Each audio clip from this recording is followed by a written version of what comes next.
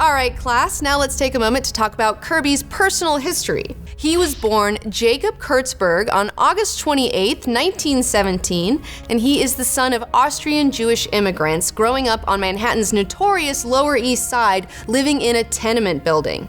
He was the hard-scrabble kid of a garment factory worker father, and he took to drawing and imagination as a means of escape from his often bleak surroundings that were filled with street gangs and fistfights and working-class poverty. And this guy is completely self-taught and self-starting. He was knocking on doors of would-be employers, and by 18 he was working on Betty Boop and Popeye under Max Fleischer. Later, Kirby met his pal Joe Simon, and together they invented the Hitler-punching super soldier Captain America at Marvel's predecessor Timely Comics before the pair themselves were drafted to fight in World War II. Now, Kirby's commander, hearing that Kirby was amazing with a pencil, decided to give him the position of scout, which was super dangerous. He would have to go into towns, do recon missions, and come back with hand-drawn maps. And if you were caught doing that, you were dead! But he didn't die, and he totally got away with it. Wow, so Kirby was kind of like a badass. Kirby was a total badass. You're absolutely right, Space Brain. You get a star. Yay!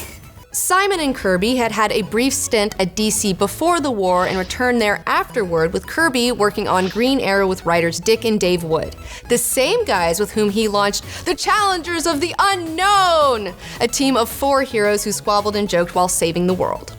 Later, he went back to Timely, now called Atlas, where he churned out fantasy, westerns, romance, and monster comics. Atlas later became Marvel, where under editor Stan Lee, Kirby repurposed the basic idea of Challengers of the Unknown into another quartet called the Fantastic Four, arguably one of Kirby's favorite creations. Ooh, teacher, is it true that the character of Ben Grimm, the Thing, is supposed to actually be based on Jack Kirby's real personality? Yes, as a matter of fact it is. Kirby was a gruff brawler with a heart of gold just like the Thing, and he even did an interview with the Comics Journal where he said, "I suppose I must be a lot like Ben Grimm. I never duck out of a fight, I don't care what the hell the odds are, and I'm rough at times, but I try to be a decent guy all the time."